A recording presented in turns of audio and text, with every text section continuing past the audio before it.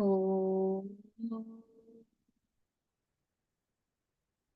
ॐ भूर्भुवस्वः तत्सवितुर्वरेण्यं भर्गो देवस्य धीमहि धियो यो नः प्रचोदयात् ॐ भूर्भुवस्वः तत्सवितुर्वरेण्यं भर्गो देवस्य धीमहि धियो यो नः प्रचोदयात् ॐ भूर्भुवस्वः तत्सवितुर्वरेण्यं भर्गो देवस्य धीमहि धियो यो नः प्रचोदयात् ॐ शान्ति शान्ति शान्तिः Sairam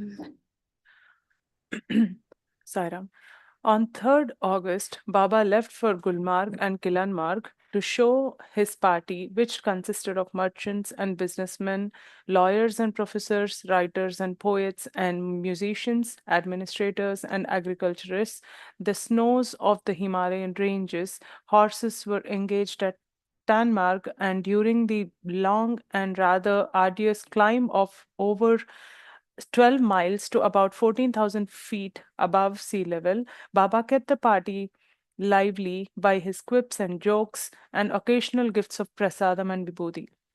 He rode his horse, the tallest and the most impressive of the lot, called Raja, with ease and dexterity, as if he was to the saddle born. Never once did he get down to rest. The winding road over the hills was full of pebbles, broken cobblestones, and the tangle of pine tree roots, but the horses cleverly picked their way along until the snow line was reached. There, like uh, Kumaraswamy on the slopes of Kailasha, Baba played barefoot on the snow, rolling snowballs and throwing them at members of the party, laughing at the frightened faces of those who slid down the snow in a makeshift toboggans, and chiding those who complained of the chillness of the wind. Everyone was tired and complained of aches and burns, but Baba was fresh as a rose when the houseboats were reached about 10 p.m. that day. The Alexandra Palace became very soon a replica of Prashantinilayam, for many from Srinagar came to pay homage to him and receive his blessings. There was an old lady who said she had been directed to go to that very boat by some messenger in a dream she had the previous night. Baba also accepted the invitation of a few families in Srinagar to visit their houses. At one such home, he put a cardamom garland around the neck of a baby, saying he will become a great yogi. Strange to say, the grandfather of the child declared, Swami, this was exactly what the astrologer who prepared the horoscope of this child predicted when he was born. But he said so only after Baba asked him. You have already been told, so isn't it, told so, isn't it? That was the house of the secretary of the tourist agency, which had made arrangements for Baba's tour of Kashmir. Baba gave him a ring set with gemstones, which he materialized on the spot. During the conversation, when someone asked him at what age he had given up hearth and home, he said, How can I, whose home is this Jagat, give up hearth and home? His answers illumined the divinity of his being to all who heard them. The stream of pilgrims to Alexandra Palace continued unabated for 2 full days. Leave taking was naturally a prolonged and painful affair for the large throng of bhaktas who had come to the aerodrome on 6th August. The plane took off at last for Delhi. From Delhi, Baba flew to Madras, and after a long stay there, he reached Puttaparthi on 4th August. The wave of the hand. Even as a child, Baba had the miraculous power of getting things from nowhere. He used to surprise his playmates by taking peppermints and sweets from empty bags. In spite of his requests to keep this as a secret, the news spread among the elders, and when they inquired about the way in which he got them, Baba kept silent for long. Later, when he was pressed by his own friends, he said that a certain village deity, a Grama Shakti, obeyed his slightest wish. This was, of course, to ward off further queries because the villagers could be parried easily only by such an answer. They began to admire him as a boy, especially blessed to be watched with care and treated with respect. Even at school, Baba helped many classmates with a piece of eraser or pencil, which he materialized by the wave of the hand. When any of when any of them complained of any illness or pain, Baba got green leaves from the Himalayas, as he told the boys, and made them chew and swallow the juice. Some elders called it magic and even characterized it as black, and warned the children that they should not have any track with Satyanarayana, but who could suppress God. It was only after the announcement of his mission that Baba regularly took vibhuti or sacred ash and began giving it for a variety of purposes to all who came to him. Baba had often spoken of the significance of this vibhuti. Since it materializes out of nothing, and since the ash is specifically associated with Shiva, it is reverentially called by devotees as Kailasha vibhuti. It is named Bhuti or Vibhuti since it endows one with prosperity. Bhasma, because it burns away all sins. Bhasitam, because it increases one's spiritual splendor. Ksharam, since it removes danger. And Raksha, for it is an armor against the machinations of evil spirits. This is how the Vibhuti is praised in the Brihad Jabala Upanishad. Baba says it is also a constant reminder of the evanescence of the body, for ultimately it is reduced by cremation to a pot full of ash. From the day of Annunciation till this day, thousands of devotees and visitors have witnessed this miracle of the creation of Vibhuti which Baba does. It is indeed an inexplicable, ultra scientific wonder. It is done so casually, so informally, so gracefully, so quietly, and so naturally that you might well miss the significance of the blessing. The right palm held directly down or at a slight angle, a wave of two scarcely noticeable, the fingers closed to arrest the fall of the vibhuti, which has already materialized, and the wonder product is handed on to you, applied to the forehead. At an average rate of the minimum of 1 pound per day, the quantity of vibhuti that thus produced out of elements by his will must now have reached the astounding figure of few full 4 tons. Every idea, it is said, that an inherent tendency to manifest itself in physical form, what anybody thinks has some tendency to come about in fact. It all depends on the will, whether it is your will or mine or the will of divine being. Baba wills, it is done. The vibhuti that he gives to everyone is token of his blessings, is preserved carefully and worn on the forehead. It is placed on the tongue or mixed with water and drunk as a specific against illness. It is carried as a talisman. A devotee from South America has written that every night she sat for dhyana with the packet of vibhuti held in her palm, and invariably she had a vision that her palms were resting at the feet of Lord Krishna. In fact, it is difficult to enumerate all the curative and alleviatory purposes to which recipients put the vibhuti, which Baba takes by a wave of the hand. The vibhuti he gives is also of 100 different kinds, suited perhaps to the purposes for which he creates them. It is sometimes in the shape of a hard cube, or often as powder, fine or grainy or flaky. It may be fragrant or pungent smelling, saltish in taste, or sweet or tasteless, white or blackish, or of any of the intermediate shades. And sometimes, when he waves the hand, it might emerge container and all. When a person left for England for higher studies, Baba gave him a vibhuti in a silver container with the additional blessing. The vibhuti in this will never get exhausted, for his will can hold sway thousands of miles away on a silver container, which he replenishes by a predated expression of his desire. Sometimes, when the vibhuti is to be taken as medicine for a long period, as during pregnancy, Baba asks the party to bring an empty receptacle, and by a little light little tap on the outer surface, the vessel becomes full of vibhuti.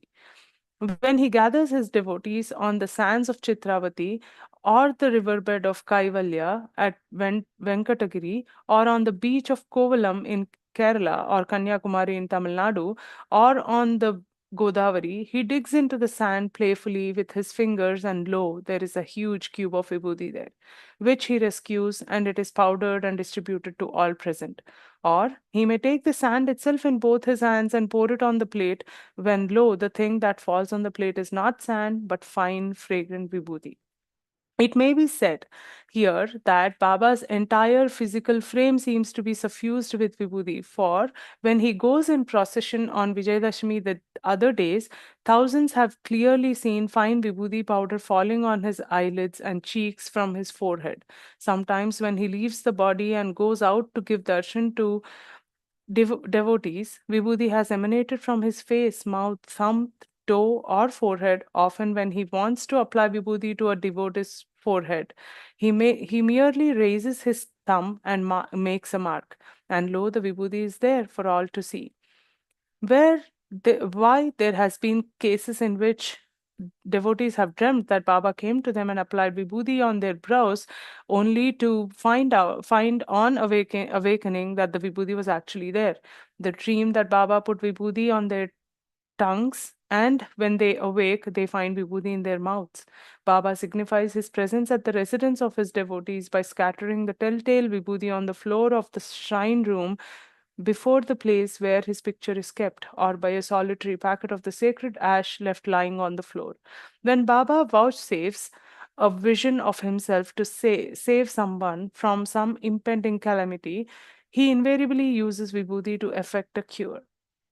During Dasara 3 years ago, a certain visitor from Telangana received an urgent wire from home informing him that his father in law had a stroke and that his condition created anxiety. Baba asked him not to worry, but a similar wire came the next day too, and so Baba agreed to his going alone, leaving his wife to watch the festivities, even though she was the daughter of the stricken man and so most needed at his bedside. When the son in law left, he gave him vibhuti to apply to the forehead of the patient. Of course, he had materialized it by a wave of his hand. The next day, however, about 8 o'clock in the evening, Baba was discussing the timings of the trains by which the son in law was proceeding to the sick bed. Quite suddenly, he sat up and said, "You were all wrong. The train won't take him so fast. He will not reach the place before 9 p.m. Oh, what a pity." And within a wink of the eye, he had left the body and gone. He was away for about half an hour, and when he returned, he felt so happy that he could apply the vibhuti himself to the sick man in Telangana. Did you see the same vibhuti that the son-in-law was carrying with him? He was asked. It, yes, he said. "You will know that when he returns. Ask him, and he will say that the packet was empty when he went to the sick man."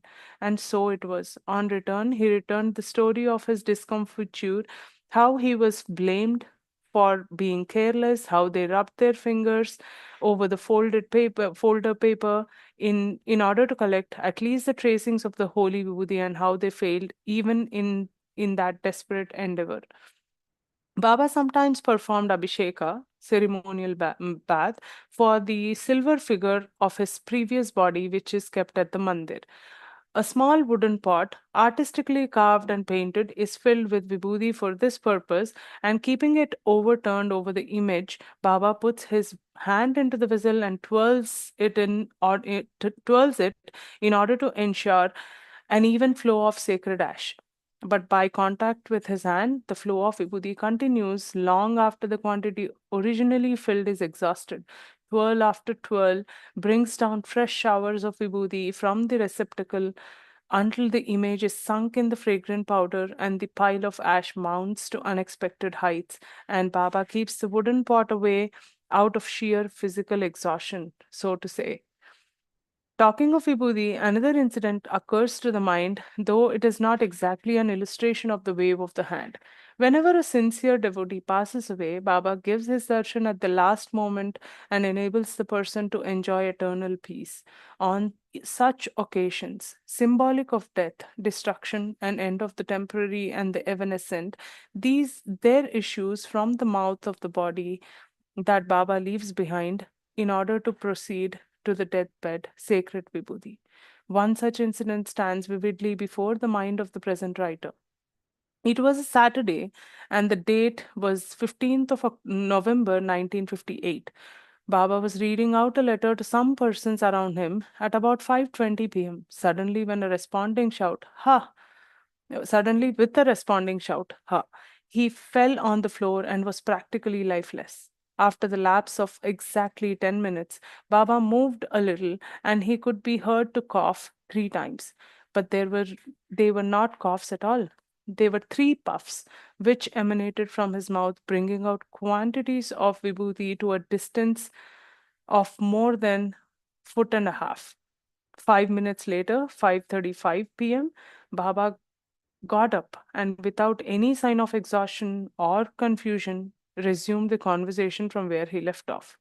When he was importuned to reveal where he had been during the previous quarter of an hour, he condescended to reply. He said, "I have been to Dehradun. He, you might know, the mother of Dr. K, who comes to this place frequently.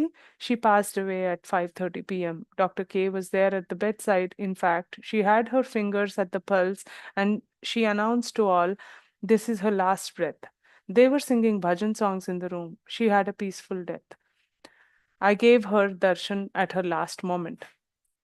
The next day was a Sunday, and on Tuesday, 18th November, when the postman came to Prashantinilayam, he had with him a letter from Dr. K to Baba, which said, "My mother drew her last breath on Saturday at 5:30 p.m. We were doing bhajan during her last hours as per her wish. She was remembering you constantly." What a miracle this, Baba, and what a miracle this. Baba anticipating the moment of death, answering the prayers of a panting soul, describing the happenings in Dehradun room within minutes, and the emanation of Vibhuti, symbolic of the destruction of the evanescent material of the physical body when the soul is freed from bondage. The Vibhuti is but the continuation in this avatar of the Udi or ash which Shirdi Sai Baba was giving as his boon to those who went to him. Shirdi Sai Baba used to take the ash from the hearth that was always by his side, fed perpetually with fuel, so that he can have live cinders from the chillam, says Baba. Baba materializes whatever he wills by a wave of his hand. He says they were already in Sai stores and that his workmen are so quick they manufacture in the fraction of a moment even the most complicated artistry that he thinks of and deliver them into his hand. The writer remembers a peculiarly thrilling experience. Baba took a gold medal, a fair sized one, to be given to a reputed violinist whose recital was just concluding. He showed the medal to those around him, and even as they were admiring its size and beauty and shine, he said, "Oh, the name has to be inscribed," and he closed his palm. Opening it immediately, he showed the medal to all. They were struck dumb at the miracle. The inscription, presented by Bhagwan Sri Satya Sai Baba to Vidwan T. Chaudhaya, was deeply engraved thereon in English, complete with date and the name of the day. Showing the medal to us, Baba said, "See how quick my workmen are." Baba blesses artists who perform at Prashanti Nilayam during festivals, etc., with gifts taken by a wave of the hand, rings, necklaces, medals, brooches, and the like. And there will be special appropriateness in the gifts too. An Adaswaram Vidwan was given a ring with an inset picture of Shiva. On inquiry, it was found that he was, since many generations, the temple musician of Tiruvengadu, that that his family had certain Inam lands in return for the hereditary service it had to perform, and that the form of Lord worshipped in that temple was Aghoreshwara, Shiva the Unterrible, and so the Shiva on the ring was a replica of the icon in his ancestral village. A mangalyam taken and given for a Vaishya bride had on it the figurine of Parameshwari. Another given to a Nadar bride had Venkataramana instead. It seems that the bride and the groom were to go to Tirupati after the function here. I shall give you a Ganesha. Take it home and worship it, he told his visitor. It was the image of Ganesha in the standing posture. This is the Ganesha that you have in your puja room, is it not? Baba asked, as he put it into his hand. A person to whom he had given an image of Krishna was told by the priest that it was necessary for him to arrange a Rudrabhishekam to ward off some impending calamity. He got it done on strictly Shastric lines. A month later, he came to Prashanti Nilayam, and when he was called for interview, Baba said, I received the puja you did. The Bhakta did not recollect what puja he had done to Baba, and he blinked in doubt. Then Baba told him, the puja you got done through the priest, and with a wave of his hand, he materialized a linga. While giving it, he said quietly and without any anger, the Krishna I gave you had come back to me. Do not worry. It is not proper for the recipients to weigh or evaluate the gifts, for they are not of the earth at all. Once a musician who got a necklace studded with precious stones started on his way home to discuss its value and deride its worth.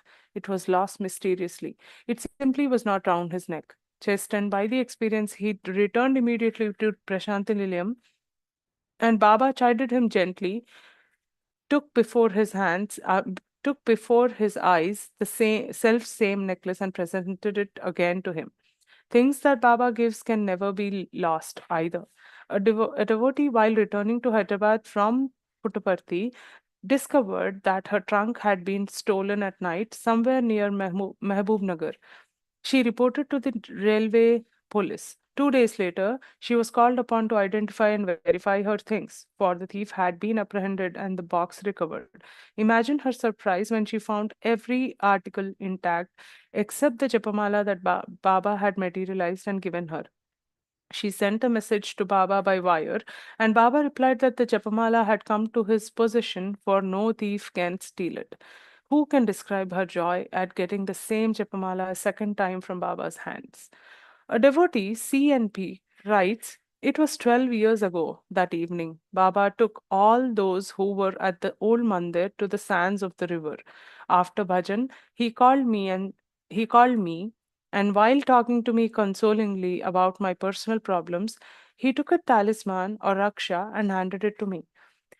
He had already given me one, and I had kept it in a silver box in the shrine in my house. When he gave me another, I was alarmed that my situation has worsened, since he felt that I needed additional protection. So I asked him, why, Swami, why a second Raksha for me? Then he said, this is the one I gave you last. You left it at home in that silver box. It had been stolen yesterday.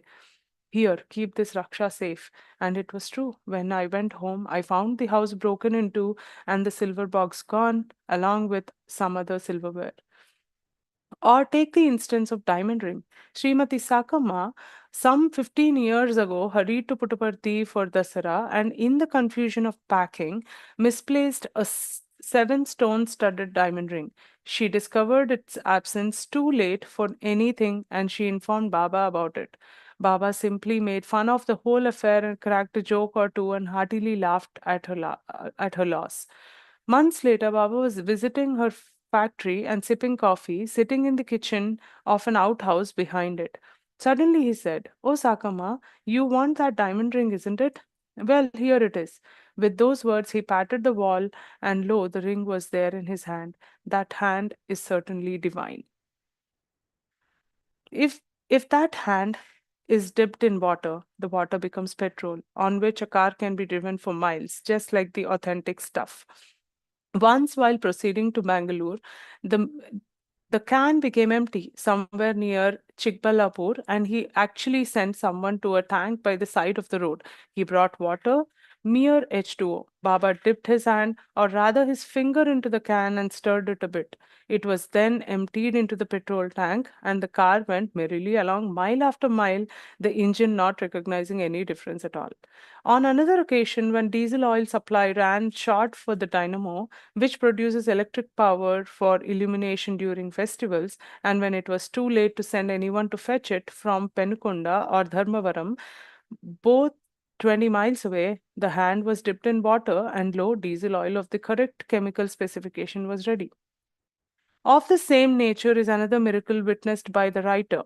It was at Horsley Hills, where a small party of devotees had the privilege of spending a few days in his august company. Every morning, Baba used to move out into the jungle towards a flat topped boulder upon which he sat and discoursed to the bhaktas who were with him. One day, as he was walking to the place, he took up in his hand a piece of rock of a peculiar geological formation. It looked more like a closely packed bundle of dry macaroni. He kept the stone in front of him while the discourse was going on. Then, when it concluded, he said, I shall sweeten your tongues a bit, and took the stone in his hand. Lo, it had become a lump of sugar candy. It was as if every molecule of that stone had been transformed by his will into a molecule of sugar. No one has seen sugar crystalline in long thread like bits, but this was not chemistry. It was divine alchemistry. Srimati Sakama broke her eyeglasses once at Puttaparthi and was having great difficulty. So Baba took a pair of the same focal length and gave it to her. Sri Krishna's birthday it was. Since Baba was also with them at that time, the festival was considered especially auspicious. The devotees of Madras made elaborate preparations. The hall was decorated, invitations were sent to the bhaktas available nearby. Baba came and sat on the special seat near the shrine, temporarily erected at one end of the hall during the puja. Then, just before Aarti, he got up, and everyone rose with him. He lifted both his hands well above his head, and the expectant throng of devotees were watching the hands, for they had not seen him in that pose during any festival before. It appeared rather strange, but before they could even wonder, he held in his hands a huge glass bowl, shimmering in the electric light, beautifully designed, with a bird spreading its wings, executed at both ends. The bowl seemed rather heavy, and Baba placed it on the platform where the shrine was. Special prasadam from Vrindavan, he announced. There were in that bowl 43 different varieties of sweets, all strange to the South Indian tongue. One day, Baba took two jeeps full of devotees across the river and beyond into the reserve forest. And when even the jeeps failed to negotiate the track, he walked for about 6 miles along the upper reaches of the river Chitravati. And at last, the party came to a beautiful spot right in the midst of the forest, steepy, rocky banks on three sides, a huge, big, flat slab of rock to sit upon, and the river gurgling talkatively along. All partook of the eatables that were carried thither and drank the tea that was prepared there itself by some enterprising young men. Baba took a big piece of sugar candy to sweeten the mouths. Then he waved his hand, and all eyes opened wide to the miracle. He got a packet of photographs of himself, and he proceeded to give one each to everyone present. There were exactly 16 photos and 16 men there that day. There are occasions when he had taken bigger packets when there were bigger parties, but always the number will tally. Another incident that illustrates the divine Shakti of Bhagwan happened at Kanyakumari in 1958. Sitting on the beach with a small group of devotees, Baba asked a person who had earlier in the day purchased and perused a book on the Pilgrim Center what the book said about the temple. He related the story of the diamond which adorned once upon a time the nose stud of the goddess, which shone so brightly that the pirates could see it from the sea. He described how it aroused the greed of the pirates and how they carried it off during a raid. Baba asked the people around him, "Do you want to see it? It is just a matter of minutes and I can send it back before its absence is noticed." So saying, he patted the sand in front of him, and lo, there was a huge big diamond in his hand. It was shown to everyone present, and then it just disappeared from the hand to which it came. It is all so easy. Every Leela of his done so unostentatiously, with a smile of surprise lighting up his own face as the wanted thing materializes. Thank you, Sister Geeta, for the beautiful rendition. Now, Sister Vasudha, you can continue from here. Thank you. Sairam. Sairam, can you hear me well? Yes, Sister. Okay. A devotee had a rupee note which he kept apart from the rest because it contained the autograph of a friend. But it so happened that one day, through sheer carelessness, he mixed it up with the rest and did shopping with the whole lot. The discovery led to more sense morseness and sadness and a long face and bewailing. When Baba came to know of this a week later, he said, "Don't worry, it has now reached Bombay. I can see where it lies. I shall get it for you." The hand waved. The rupee note, the identical one, was handed over at Parthi to young man who took the loss of disproportionately to heart. To resume this list of various things that Baba materializes in his hand, mention must be made of the Rudraksha rosary that he presented to Swami Shivananda Saraswati. He has given others too Japamalas, either Rudraksha or Tulasi beads, for daily Nama recitation. For daily Parayanam, he has materialized copies of Gita and given them to the devotees. When he took a copy for an old and short sighted devotee, he said, "See, it is printed specifically for your sake in big bold letter." And strange to say, it was giving a DS of a copy of the Gita from the sands.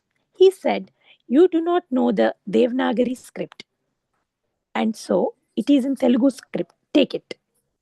He has given for daily puja lingams and images of Sri Krishna in various poses, of Mahishasuramardini, of Dattatreya, of Rama, and of other forms usually worshipped in Hindu homes. Crucifixes, veils, shaligrams, rudrakshas, plates with chakras, all iconologically and artistically perfect, and all taken by a wave of the hand. He gave a devotee a pair of silver sandals which materialized miraculously on his feet. He gives photographs too of himself alone or incorporated with Shirdi Sai Baba in various ways, or the Ishtadaivatas of his devotees. Some of these photographs are unique because the pose is unprecedented. For example, there once materialized a photograph of Sri Ramakrishna Paramahamsa with the form of Shirdi Sai Baba in the region of the heart and Sri Satya Sai Baba in the center of that form. Baba takes delight giving as a boon to people their own istam or the name and the form of the Lord which most appeals to them. He has come not to supplant or destroy, but to implement and fulfill.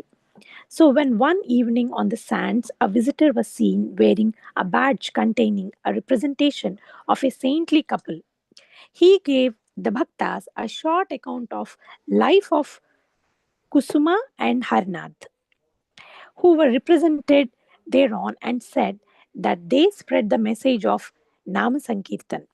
Harnath being an incarnation of Gauranga, even as he was speaking, he took from out of the sands a lovely silver icon, Kusuma and Harnath standing.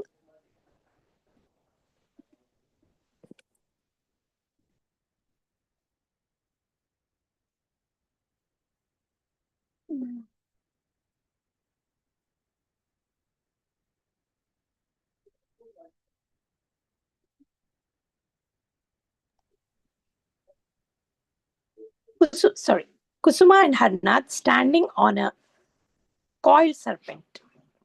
Under its spread hood, there was also a dot of kumkum on the brow of Kusuma, the wife.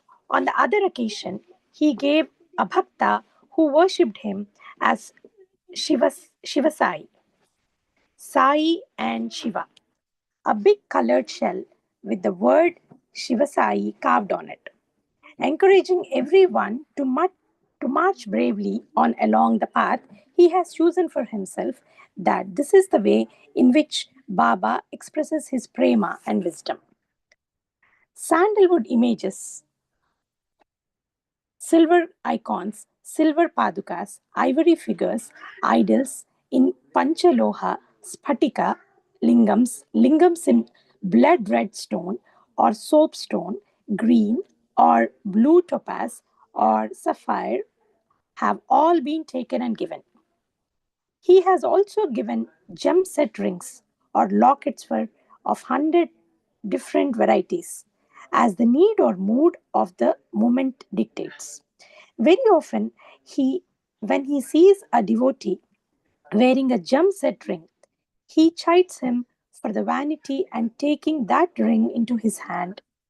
He strokes it with his palm and lo, the gem is gone, leaving in its place a portrait of Shirdi Sai Baba or Sri Satya Sai Baba or both, or of Sri Rama or Sri Krishna or any of the other forms God. At Venkatagiri, there was a sheet of postage stamps which underwent his miraculous transformation many years ago.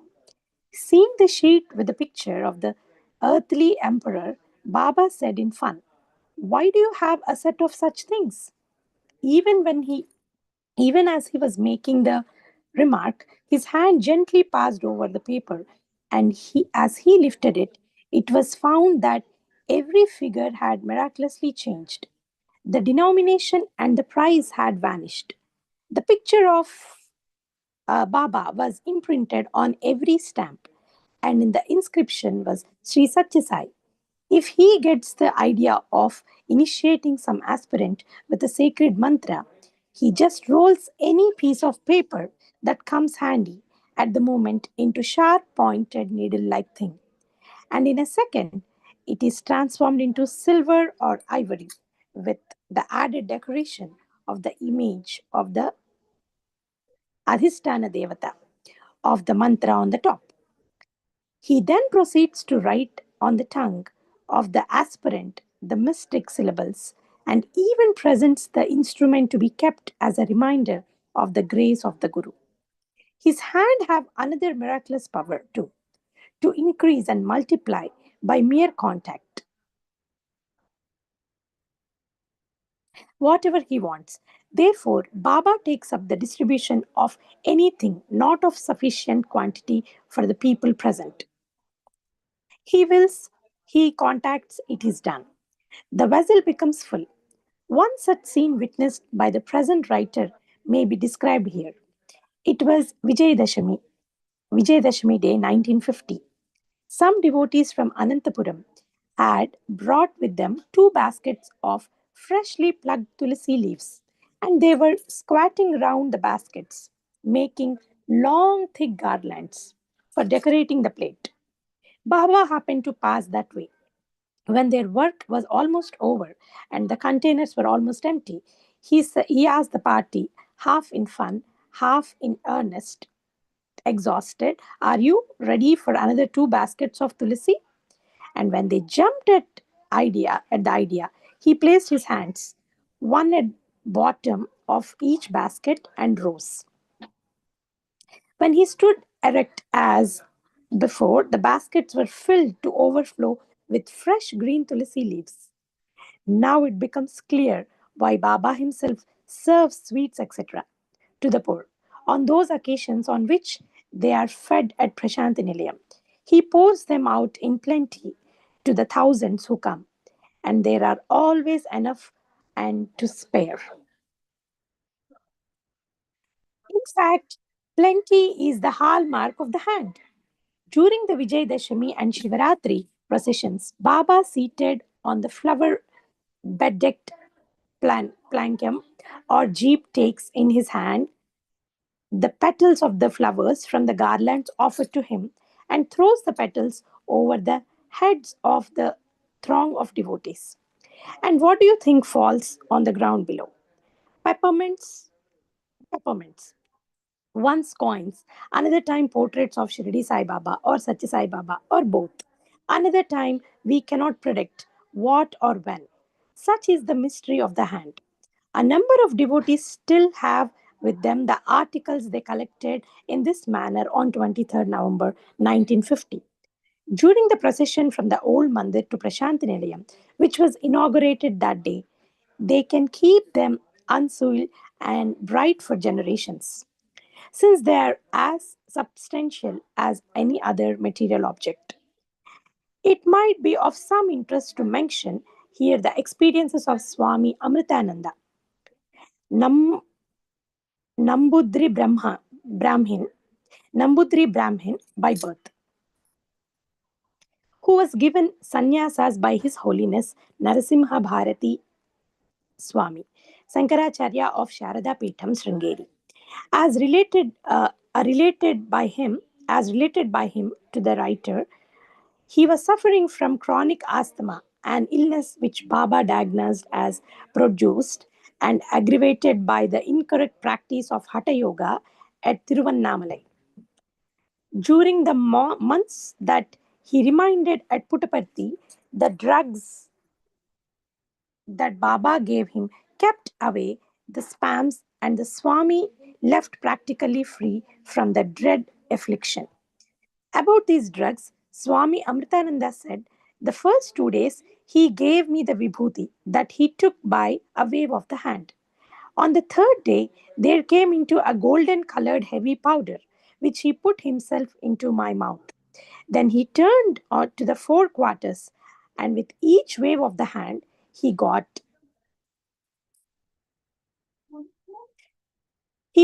quantities of copper colored powder, which he applied to my back and chest. Afterwards, he took vibhuti also and gave it into my hand, asking me to swallow a little when the spasms came on.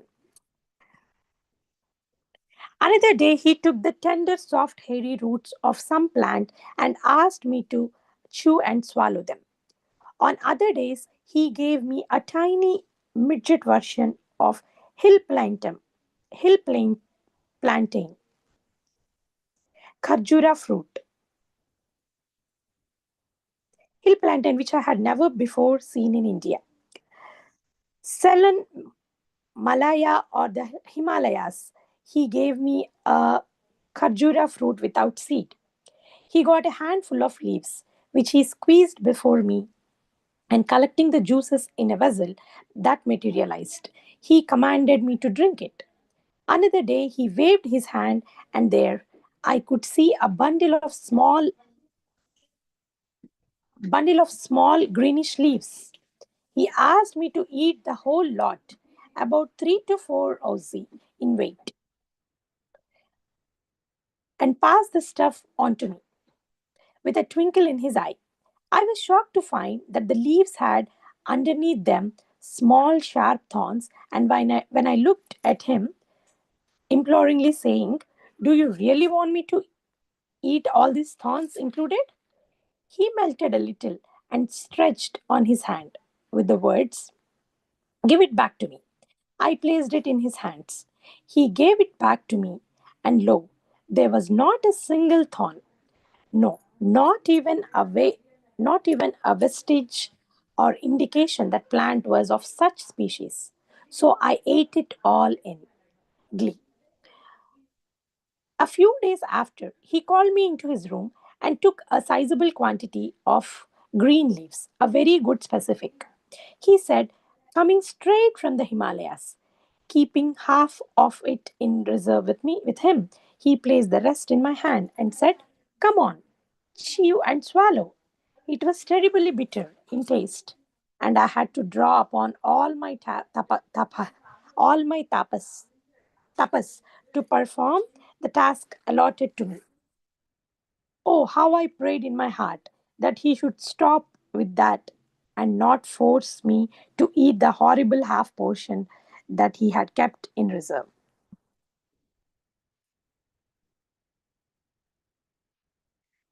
No, he would not show any kindness that day. Giving me the rest of the leaves, he commanded, "Finish this also."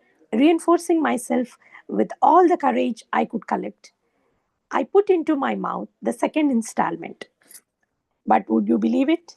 By longer contact with his divine hand, that half had become inexpressibly sweet, sweeter than sugar cane or honey. He laughed at my joy and relief, and I came to know that the ways of the Lord are truly inscrutable. This genuine report from an aged sannyasi who was for long with Ramana Maharshi and who was learned in Veda and Vedanta is enough to instill faith in even the most hardened cynic. Whenever Baba feels like giving some curative drug, he waves his hand and procures pills or bottles of mixtures or lehyams or oils or fruits. He blessed devotees who importune for progeny by materializing a fruit and asking them to eat the fruit, half for the wife and half for the husband. Sometimes, out of sheer fun, he might throw one fruit towards one, and when happy recipient actually catches the gift, another type of fruit might rest on his hand. Or he might make a gesture, or he might make a gesture of throwing without anything actually in his hand. But the person to whom the throw is directed must be wary, for a fruit might be on the way. When a person was seized with a sneezing bout, he once called him to his side and took a slice of sweets and gave it to him to swallow. When another was suffering from fever for a quite long time, Baba one day neared the bedside and by a wave of the hand took something which he deliberately placed in the hand of the patient, who had sat up reverentially to receive the panacea. And what do you think it was? It was a fairly big sized bumblebee which flew away. When a devotee asked for permission to leave Puttaparthi early so that he might attend a convocation where he was to receive a diploma, Baba said, "I shall give it to you now here." And he waved his hand. A miniature diploma exactly reproducing all the details of the actual one made already for him at Madras was in his hand. A Mysore devotee had arranged for puja of Baba at Puttaparthi on the day of the festival of Gauri. He searched the villages as well as Bukkapatnam for all the auspicious articles that Gauri puja required, and he was able to equip himself with everything except black beads. These are considered very auspicious for wearing by married women, but the family had to go without. Baba came to their quarters for puja, and the overjoyed couple were so immersed in the worship that they did not notice the big black ant and that ran over the heap of flowers around his feet. But he saw it. He lifted it up gently and held it between his fingers. "What are you offering puja with ants, in addition to flowers?" he asked in fun. He handed over the ant to the mistress of the family. She held out her palm to receive it. But what she got was not a big black ant. No, not at all. She received instead, through his grace from that hand, two black beads. Speaking of that hand, I cannot desist from giving an astounding example of the divinity, immanent in its in its every moment. One evening, some 6 months ago, Baba casually went up a half-opened window of his room, and seeing an electric table lamp that was on this sill, he got an idea whose exact nature no one present knew. They only saw him wave his hand And when they rushed near to see what was emanating, he showed them his palm, where rested color film portrait of himself. Evidently, he willed for something transparent to paste on the lampshade. He held it up to the light, and some round around him remarked that the background of the picture could have been little more prominent. Some said that the hair was a little awry. One collected enough courage to remark that the face was not freshly shaven.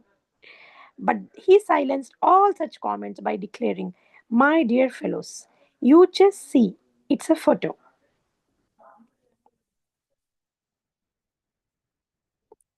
Just as I am now. With this dress, this background, this half open window, this door curtain, this switch, and as we watched, the wonder grew. Yes, it was as if in the millionth of second someone had come with a camera, focused and snapped, and taken a color film photograph, and developed it, and washed it, and dried it, and delivered it into hands of Baba. That hand is indeed marvelous, divine. One evening at Prashant Nilayam, while talking about the kinship theories of the origin of a man, Baba said that the human animal is more related to the tree dwelling ape than to ground dwelling varieties. He spoke of a tailless, hairless, tree dwelling simian, and when the interested listener, who was a professor of anthropology, could not quite grasp the type, he waved his hand, and lo, there was a tiny little model of the monkey he was referring to. He was referring to. The miniature, a gem of art and a scientific accuracy, is now with him, a thing of beauty and a joy forever. Sometimes on Vijayadashami day, Abhishekam is done to the silver image of the Shirdi Sai Baba, takes a linga and places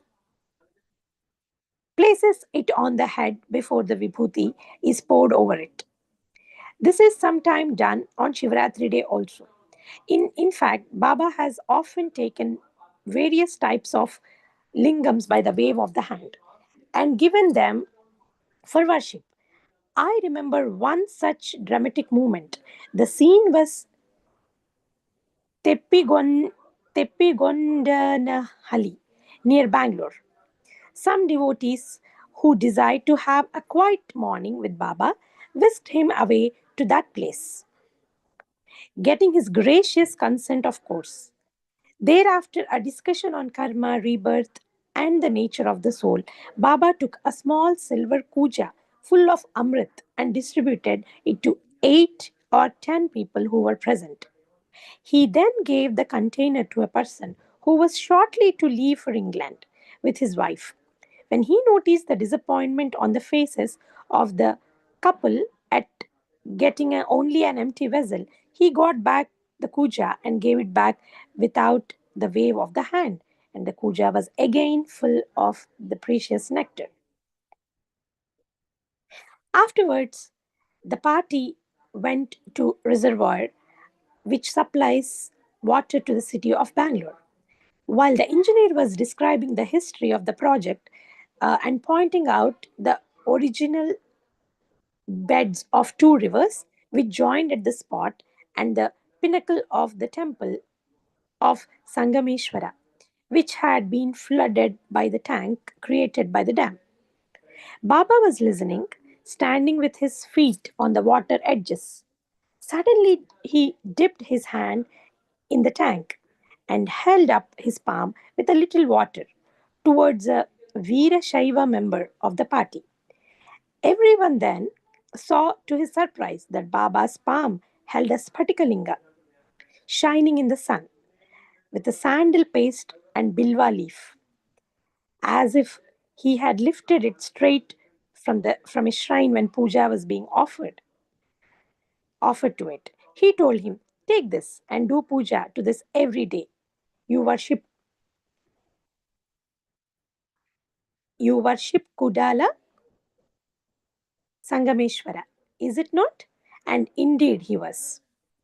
When Baba blesses his devotees and agrees to their arranging the marriage of their children at Prashant Nilayam in his immediate presence, he sometimes takes the Mangalyam and gives it to the bridegroom to be tied auspiciously round the neck of the fortunate bride. A wave of the hand and the tail or bottu and the tali or bottu, complete with the saffron colored string, is there in a moment. Sometimes, when the ear piercing ceremony is performed, Baba materializes a sharp pointed contraption with each the with which the earlobe is pierced and which itself is bent and served as an earring for the child.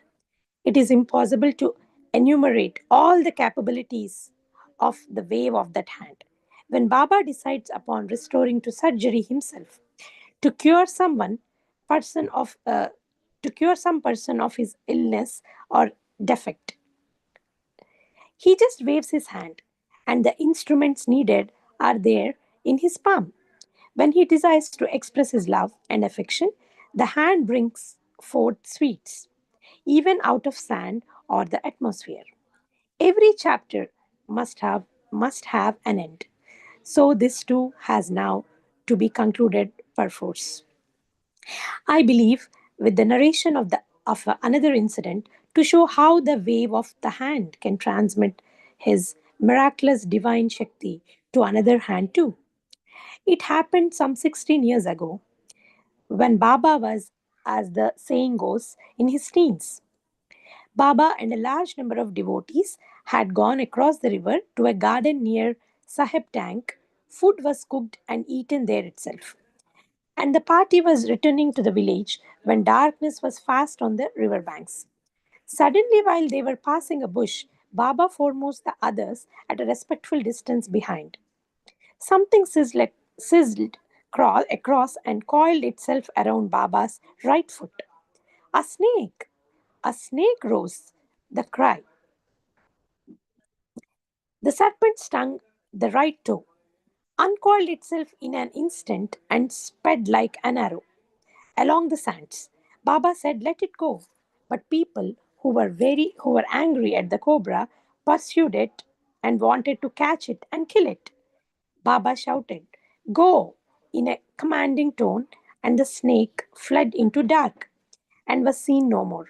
Meanwhile, the effects of the bite were becoming apparent. Baba appeared to faint and fall. Some men ran to the village to inform Pedavenkaparaju, a volunteer who knew the address of the magician residing a mile away, ran in that direction.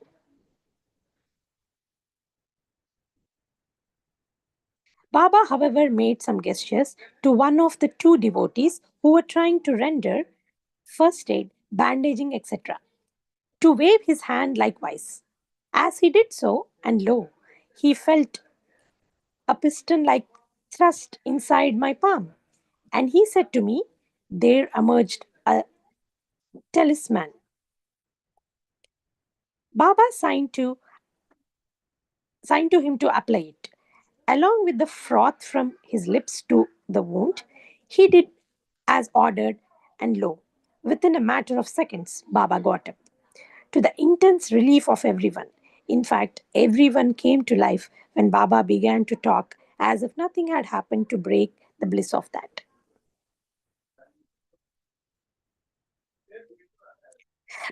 happy day. Just then, the parents and others came running in with a huge armory of drugs, magic rites, roots, broken gramophone records, bottles of specific sold in village fairs, and last, but not the least, the celebrated magician who lived a mile away. Baba greeted them by walking towards them and cracking jokes at their expense. Later, Baba explained that he could have himself taken the talisman, but since he never uses for his own benefit anything that he takes out of his own hands, he had to convey his grace to another hand. Hemad Pant has said about Shirdi Sai Baba, While the devotees took leave, Baba gave Udi as prasad. Besmeared some of it on the foreheads of the bhaktas and placed his boon conferring hands on their heads. Sri Satya Sai Baba also does the same. His hands confer the boons the devotees deserve. That hand has the healing touch. It can wipe out disease, ward off evil, exorcise the devil, and rewrite destiny. Thank you, sisters Vasudha and Geeta, for the beautiful rendition today. As we conclude this sacred session, let us offer our prayer to Swami with the Gayatri Mantra and Samastaloka. ॐ साईश्वराय विद्महे सत्यदेवाय धीमहि तन्नः सर्वप्रचोदयात् ॐ साईश्वराय विद्महे सत्यदेवाय धीमहि तन्नः सर्वप्रचोदयात् ॐ साईश्वराय विद्महे सत्यदेवाय धीमहि तन्नः सर्वप्रचोदयात् ॐ शान्ति शान्ति शान्तिः समस्तलोकाः सुखिनो भवन्तु समस्तलोकाः सुखिनो भवन्तु समस्तलोकाः सुखिनो भवन्तु ॐ शान्ति शान्ति शान्ति